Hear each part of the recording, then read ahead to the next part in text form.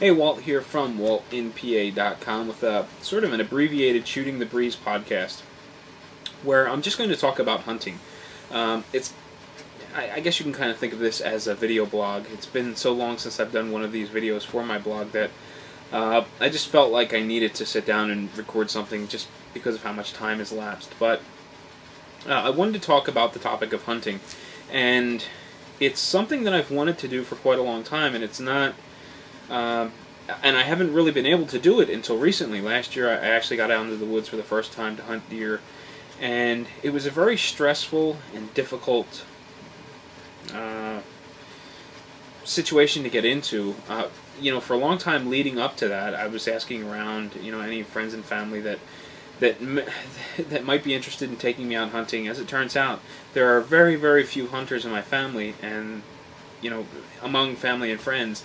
And the minuscule number that there are, it was almost impossible to hook up with them to get out into the woods and teach me what was going on. So it was never something that I was able to do. Finally, after at least a year of asking around, I just got sick of it, and I said, you know what, I'm gonna do this on my own. I went out to a hunter safety program out in Schuylkill County. I was sitting there. Here I am, 30-year-old guy, amongst the teenagers, 13, 14, 15-year-olds there, for the mandatory hunter safety program to get your initial hunting license. And I completed the course. I found it really interesting. There was a lot of firearm topics discussed throughout that program, and I believe I talked about that program at length during one of the podcasts that I did last year sometime. On firearm safety and things like that.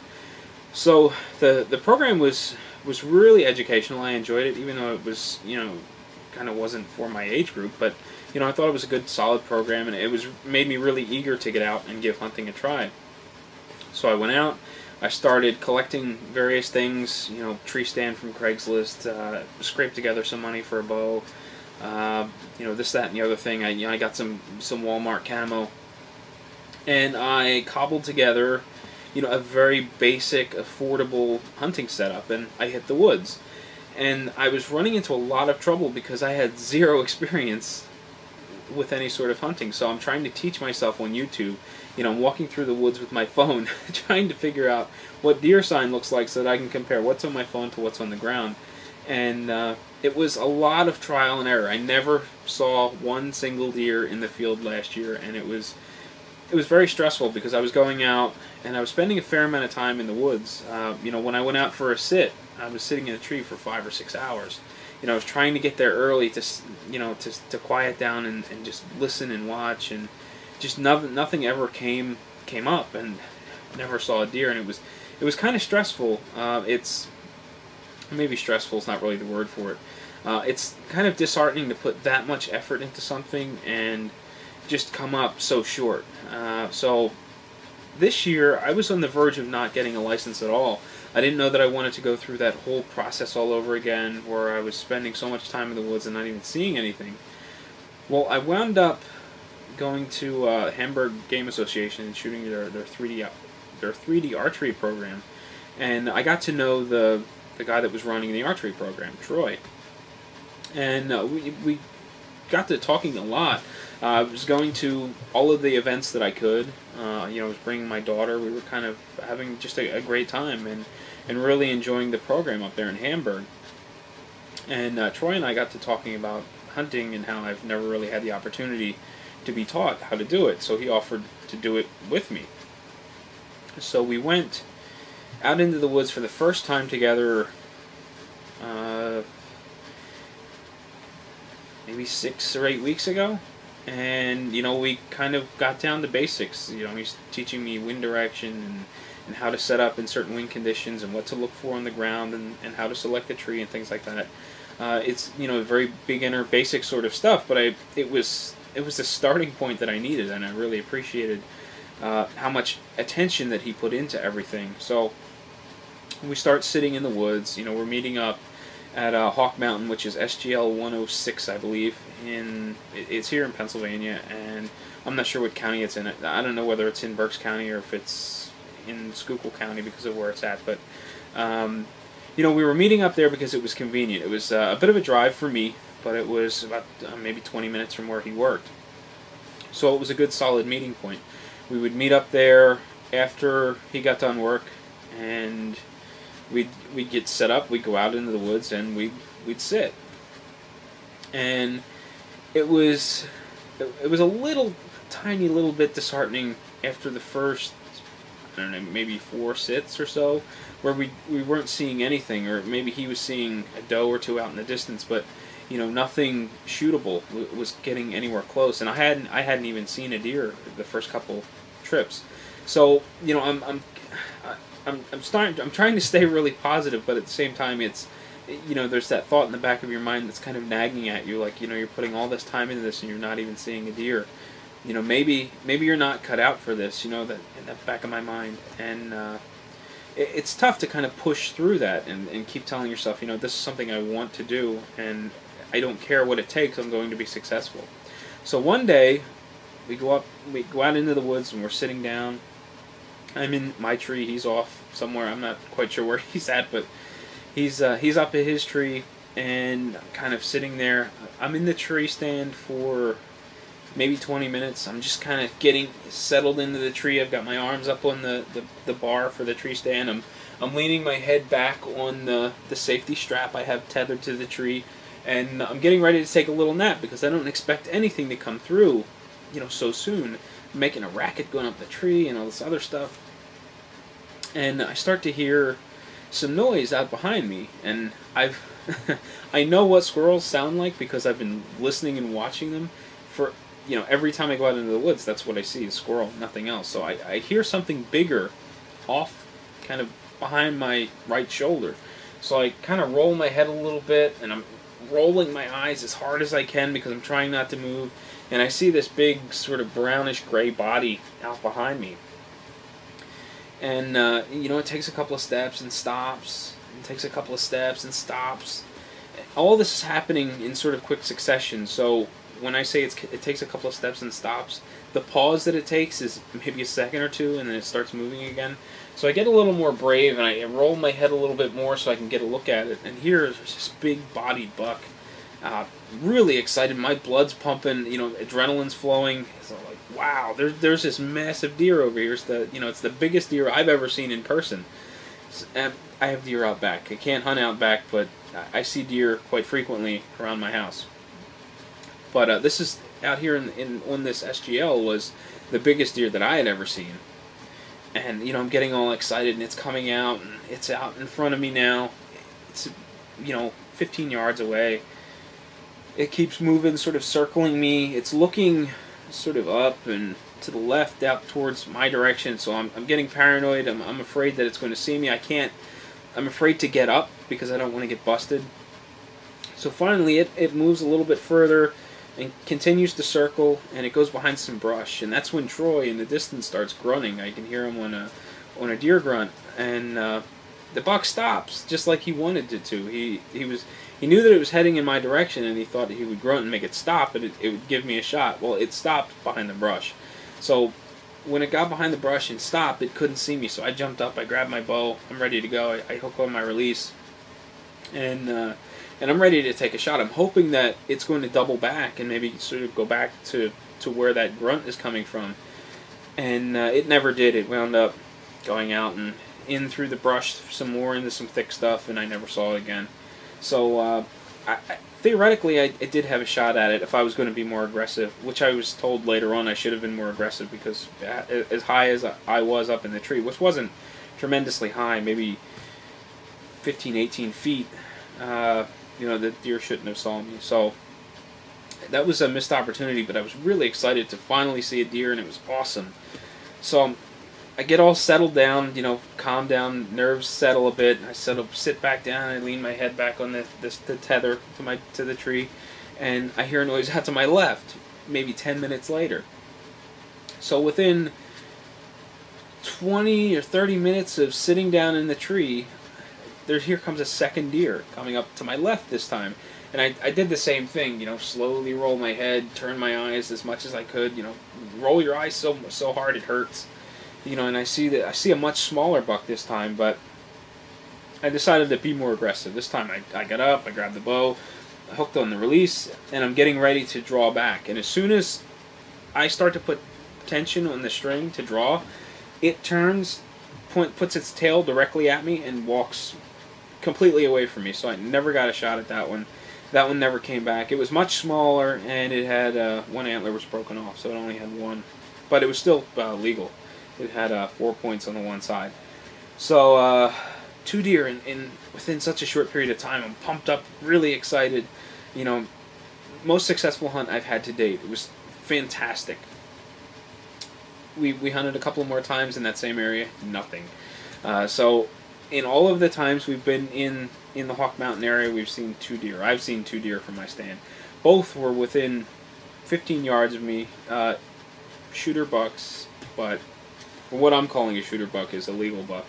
I'm not too concerned about trophy anything for my first deer. I just want to get my first deer and kind of get that out of the way. But it's been a lot of fun, you know, sitting in the tree. It's been some really cold times. I've had to upgrade my Walmart camo to something significantly warmer because sitting for more than an hour can get really cold. And, you know, when you're hunting deer, you're spending a lot more than an hour in the tree in most cases.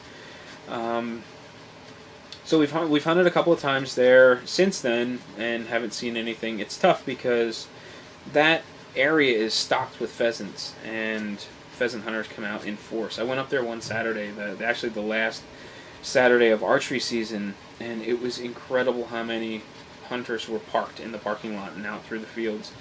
Never had a chance at seeing anything that day. It sounded like a war zone. You know, the amount of shotgun blasts going off all around us, or all around me, was incredible, and I was not surprised at all to see no deer that time. You know, in previous trips, there have been a handful of hunters through the fields. You know, sometimes it's good where they push them to you, but other times, like the first time that I hunted there, I had a dog actually run around the base of my tree from some pheasant hunters. You know, they apologized, but you know, a lot of it. You know, at that point, it was already done. The dog was already in the area where I was hoping to see deer, so I didn't expect to see anything for the rest of the night that day.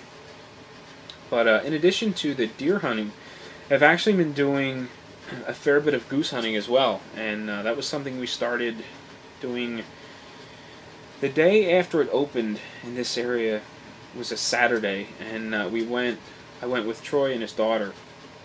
We got set up on this cornfield, this private area, the private farm, and it was incredible. I went from seeing, you know, 2 deer in a number of hunting sessions for archery deer, and in this one hunting situation, you know, hunting geese, I had several hundred over my head. It was really incredible how it was so much more fun than I ever thought.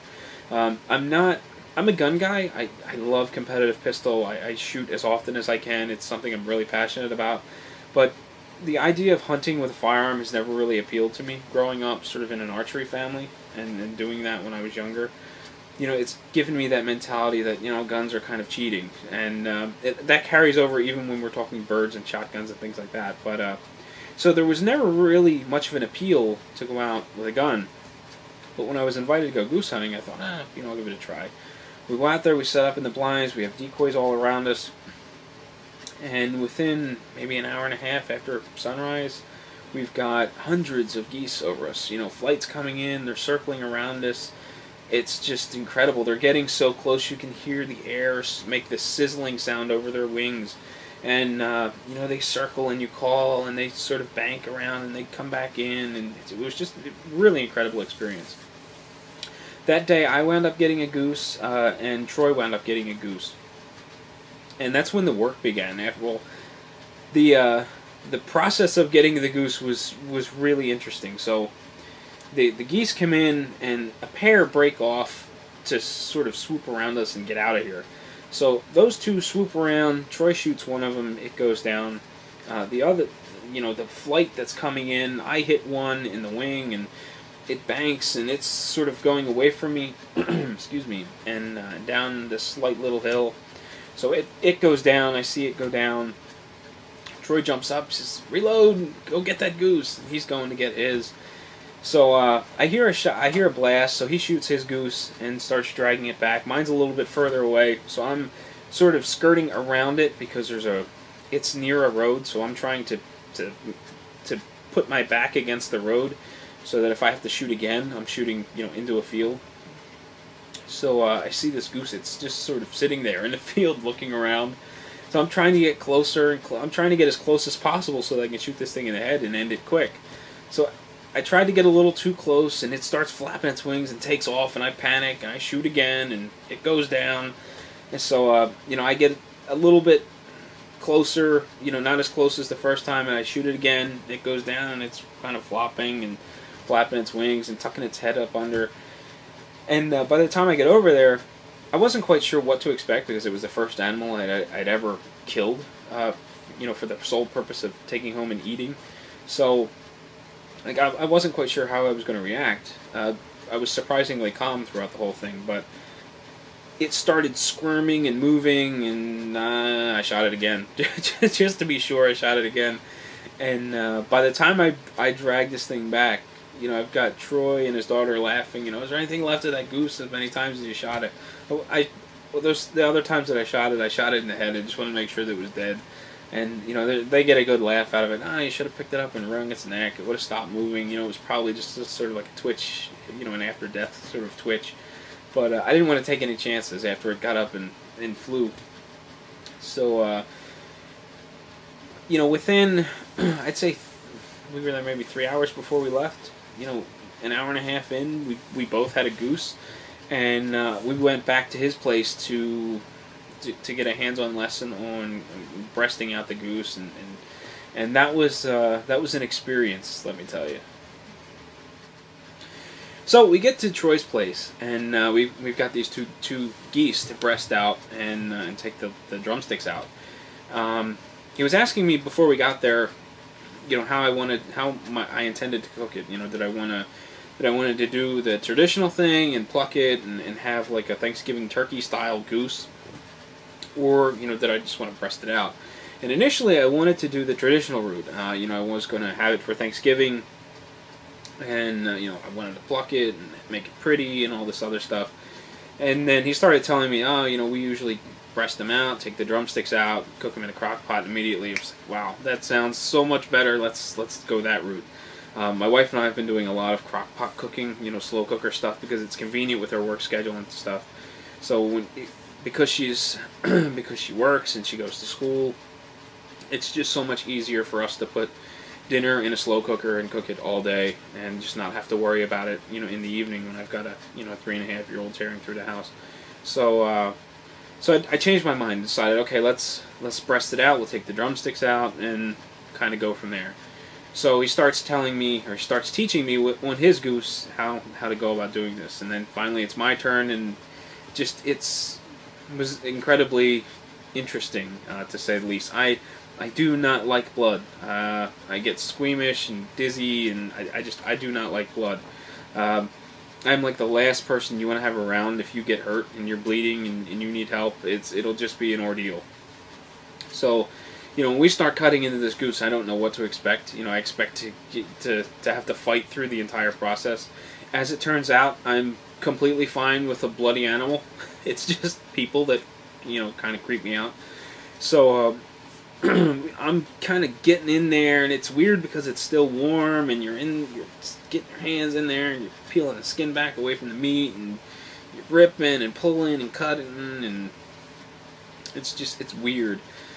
So he's showing me how he does it, and it's sort of slow and painstaking, but I really appreciate how clean it looks when it's all done. You don't have like his hacked up breast that comes out. The way he does it comes out looking really good, and you get the most meat possible. There was like nothing left on the carcass when we were done. So it took quite a while before we were finally done. It took quite a while because he's teaching me how to do things, and he's slowing down and stopping and showing me, making me stick my hands in there and feel what's going on so that I can do the same thing to my goose. And then finally we get the goose all cleaned out, breasted out, drumsticks out, get it clean, vacuum packed, and brought home and frozen. And since then, we've been going out sort of a fair bit more. Ever since the time change, it gets dark faster, obviously. So it's really hard for us to get together and deer hunt with such a really narrow window. So we've been doing goose hunting instead. It's much closer. It's like 20 minutes, 25, 30 minutes from home, and it's the same for him. So we get together in the evenings after work sometimes. We get together like Saturday morning sometimes, and it's been funny, just like the deer hunting where you get so pumped up and it's incredible that I see 2 deer in the woods, and then it's hard to go back to not seeing any deer. It was the same thing with goose hunting. We had hundreds over our heads on that Saturday, and then maybe the next 3 or 4 trips out, no geese. See nothing in the air, nothing, or maybe a couple of geese in the distance, but nothing even close. This morning we went back out. I think this is the first Saturday that we've been out since that big goose extravaganza with all them in the air, and it went really, really well. We had maybe 200, I'd guess, over us. A couple of different smaller flights came in, and the first geese that came in to shoot at came right at us really fast, and there were 2 geese, and it was kind of interesting how it all worked out. So the 2 geese are coming in. I'm pouring coffee out of my thermos into that little cup, to take a drink and get warmed up from sitting in the cold.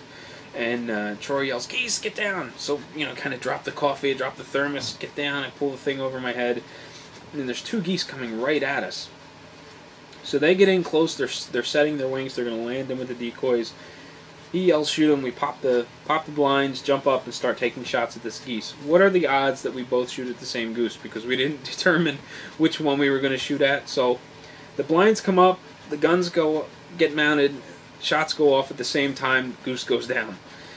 We both start shooting at the other goose, who winds up getting away. And we're like, okay, who shot it? I don't know. So we go get the goose, we bring it back, and on the way back, Troy's like spinning it around to make sure that the neck is wrong and it doesn't get up and leave. So he gets back in the blind, and I think he's joking with me. He says, make sure, keep an eye on that, make sure it doesn't get up and walk away. You'd be kidding me, right? The way you were just spinning that thing around, it's not going anywhere.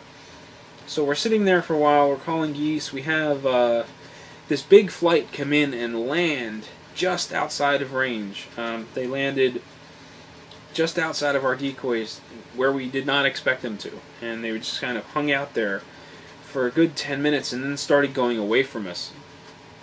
And, we're waiting and we're waiting. And there's another flight of geese overhead, and our decoys can't compete with live geese. So the live geese land in with the other live geese. So we've got a bunch of geese on the ground out of range. Can't do anything with it. They're walking away from us. So he says, "Okay, I'm gonna try to push him towards you." So he climbs out of the blind. He's crawling down the field and trying to get around him to push him back towards me. They wind up seeing him, spook, and they fly. They're outside of range anyway, and they fly off. So he comes back and we get a laugh, and he sits back down in the blind, and the goose gets up and starts moving away from him. And I'm shocked that the goose that was shot and spun around by its head is getting up and moving around. So he wrings the neck again and starts laughing. He's like talks to the goose and says, if Walt would have did this, he would have shot you. Because of my previous experience, and I would have shot that goose again instead of grabbing it and trying to break its neck. But so the day ended. Troy had some other stuff to do. It was a short hunt. It was a lot of fun. A lot of geese in the air around us. We got to shoot the guns a little bit, as opposed to every goose hunting trip since the first one, where we didn't have anything close enough to shoot at. So that was a lot of fun. Saw a lot of geese. There were some duck in the distance. A couple of doves around us. Just a good time. It was incredible. He says, joking. He says, coffee is a goose attractant. It never fails. As soon as you get up and start pouring coffee to relax a little bit, that's when you get geese in the air. And every time we go to have coffee, geese come in. We have to drop the coffee and get back down in the blind.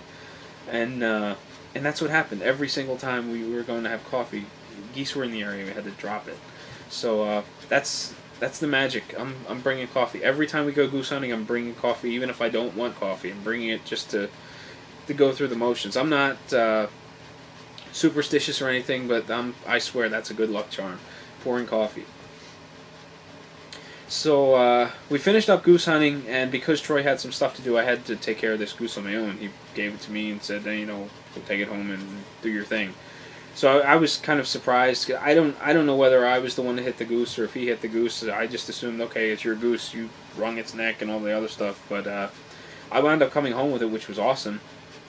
And I was really excited. I really wanted to show it to my daughter. And that sounds kind of weird that I wanted to show my 3.5-year-old daughter a dead goose, but she is really into being with me when we go out for archery and things like that. Never archery hunting, because for one, she's too antsy to sit in a tree. Two, she's too young to sit in a tree.